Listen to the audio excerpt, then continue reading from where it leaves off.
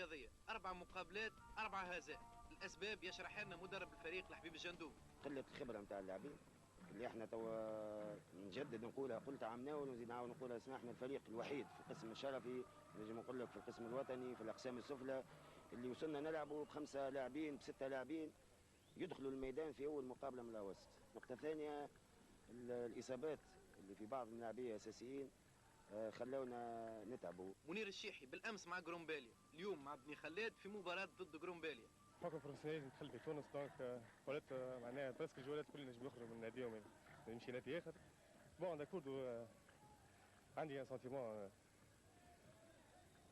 خايف من اللعبه برشا، ما نكذبش عليك. وهذا حكيم البرقي لاعب النجم الرياضي الساحلي يصافح زملائه في فريقه السابق ويحيي جمهور جرومباليا. اللقاء دخلوا كل فريق بحذر كبير، وحاول كل طرف افتكاك منطقة الوسط. بدون المرور بعملية جس النبض بادر الضيوف بالهجوم، واعتمدوا بالخصوص على السرعة في إخراج الكرة ومدها للمهاجمين الشيحي وجديدي وأحيانا أتناس. وضغط أبناء المدرب وحيد الحدوسي على منافسهم في مناطقه، وكان بإمكانهم افتتاح النتيجة في أكثر من مناسبة، لكن قلة التركيز واستماتة الدفاع جرومباليا حال دون ذلك.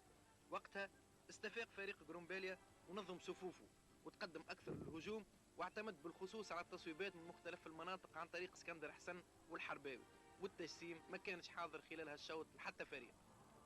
في الشوط الثاني انتظرنا استفاقة فريق جرومباليا، لكن البداية كانت لصالح الضيوف اللي كادوا يباغتوا الحارس النجار.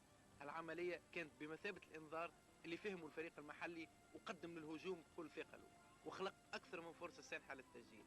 ومر دفاع النجم الخلادي بفترات حرجة طيلة ربع ساعة على الأقل، لكن كل هالعمليات ما جابتش نتيجة، باعتبار أنه لا السباعي ولا عمر حمودة عرفوا طريق الشباك.